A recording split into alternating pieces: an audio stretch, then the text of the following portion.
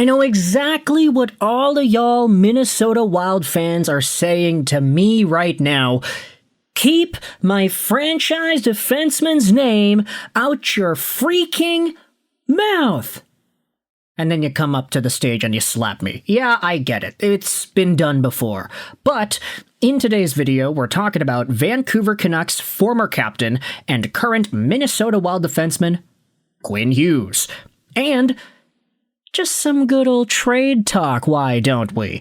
Because obviously Quinn Hughes, being the Vancouver Canucks franchise-defining player that he was, this guy's not going to leave my subconscious as a Canucks fan anytime soon. And until we get solace on what's going to happen, by the time this contract expires, by the time the guy signs his next deal, whether that be an extension with his current team or another contract a year from now in free agency, this guy ain't going to be leaving my nightmares as a Canucks fan. But with all that said, Quinn Hughes is, of course, a pretty meaningful part of the Minnesota Wild. He had 53 points in 48 games this season with that team. He had 4 points in 4 games in the postseason so far. Went pointless the other night against the Dallas Stars, 3-2 overtime victory, 37 minutes time on ice, but 0 points. Quinn also had 43 minutes in game number 3. It's been a really tight series. This is definitely, I'd say out of all the series that we have seen, Minnesota-Dallas has had the best hockey. Purely just in terms of how the game is played and how good both teams are. Best series, in my opinion, by far. But with that said, even though Quinn Hughes has been played like the workhorse he is, there are some conversations that you can bring up. Take a look at what Michael Russo pointed out during yesterday's Game 4. Brock Faber took Quinn Hughes' spot on the number 1 power play unit. Now that's interesting.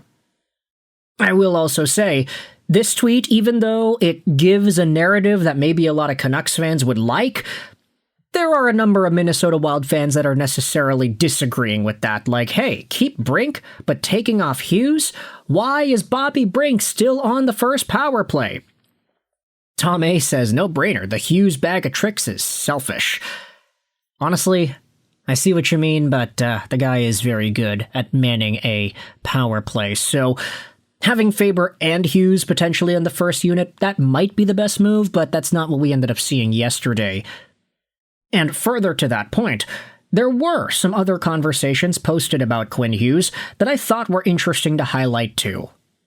Nick Alberga at the Golden Muzzy on Twitter, the host of the NHL Fantasy on Ice podcast, said this: does Minnesota have to trade Quinn Hughes this summer if he doesn't want to re-sign? And honestly, it's a fair question. If they have conversations with the guy, he is not confident that he can re-sign with them right away, do the Minnesota Wild and Bill Guerin test the waters with some more trade conversation? Or do they say, hey, Quinn Hughes, you're out here, you're on our team, we would rather have you than not have you, so we'll treat you like a rental, and we're going to try to run it back in the playoffs next year. How about that? For what it's worth, there are some other conversations like this, posted by James Nickel on New Jersey Devils Hockey Now. He posted this article the other day, April 23rd, talking about Devils fans rooting for Dallas in the playoffs. Obviously, there's a reason for that. New Jersey Devils fans would root for Dallas to win so that Minnesota loses and Quinn Hughes wants to leave sooner if that's the case, right? Well, hold your horses here, because this tweet from Tyler Blazinski gives a pretty intriguing perspective, and I wanted to read this out here for y'all on the YouTube channel. This is Tyler's belief right here. If the Minnesota Wild flame out in round 1, Quinn probably won't extend. If they win the Stanley Cup, he'll probably say, well, I did that, now I want to do it with my brothers, and he won't extend. Anything else in between, I think he sees unfinished business. Now, again, this is just one guy on Twitter. He's a comic book writer, Transformer lover, founder of SB Nation. Oh, That's actually pretty big. Yeah, the SB Nation guy, Tyler Blazinski. This is a crazy idea, but honestly, it makes a lot of sense when you think about it. If Quinn Hughes gets embarrassed by the Dallas Stars in the first round, he's like, I don't want to come back. We tried. Not really great. Kirill Kaprizov can't do anything. I'm gone. Goodbye. If they win the cup, same thing. Hey, we did everything we need to do. Now my next chance is to do that with my brothers. That's my next goal in life. And then the in-between is like, oh, well, we made the second round. We got to the Game 7 or whatever. We lost to Colorado. Darn it, man, we were so close. I'm a re-up for 2 more years. He could literally go the Connor McDavid route because his contract expires at the end of 2027. There's a chance for Quinn Hughes to do some sort of a team rental situation, you know? Like, we speak about Connor McDavid all the time in the ways that we do because Connor McDavid is so good, right? But we had never seen a player do what this guy did earlier this summer. $12.5 million a year for 8 seasons. Okay, that's fine. It's out of his ELC. He's a talented player. But then he re-signed for the same contract for 2 years. Not because that's what he's worth. He's worth a lot more than that. But because he gave the prove-it deal to the Oilers.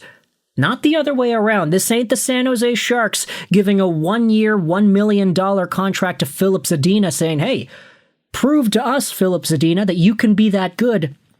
It's McDavid giving the prove-it deal to Edmonton saying, prove to me that you can build a team that's worth believing in for the next 2 seasons. Quinn Hughes could potentially do the same if the Wild go far.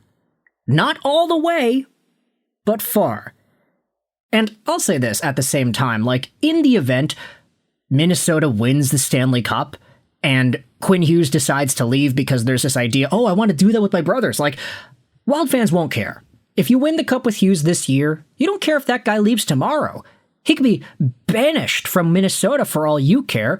You got the Cup. That's the important part. And I think every hockey fan who cheers for any of these NHL franchises would agree with that.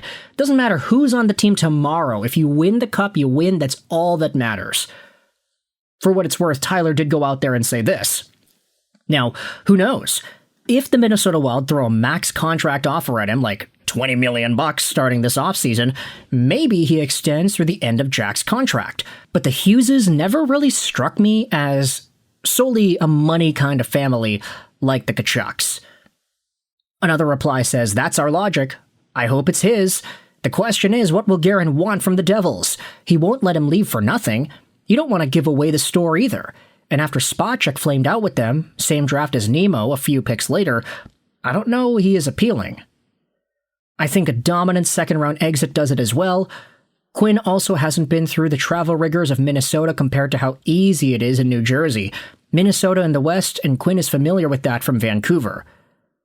In July, he tells Bill Guerin that he does not want to sign an extension. What happens at that point? Who knows? Does he trade him, or keep him as a rental and try again for the Cup? We'll know in a few months.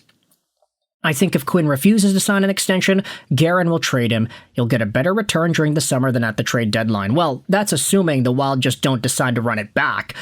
Knowing how crazy Bill Guerin is, I would not really discount that idea either. Like, hey, we already got Quinn Hughes. Let's try to make the playoffs and let's do it again. Let's just win our cup in 2027, if, of course, they don't end up doing that this year. So there are a number of conversations to dive into when it comes to the Minnesota Wild and the future of Quinn Hughes on this team. You can let me know your thoughts in the comment section below. Is this the, what's the word I'm looking for? The qualification? The circumstance? Is this the minimum that needs to happen for Quinn Hughes to stay in Mini? The minimum for Mini, that's what I like to hear. Is this the possible scenario that sees Quinn Hughes leaving? Who knows? You can let me know your thoughts in the comment section below. What's your bet? After this season, the start of 26-27, is Quinn Hughes still a Wild? And if he is a Wild, does he have a contract extension? Let me know in the comments all your opinions. I hope you enjoyed this video. And bye.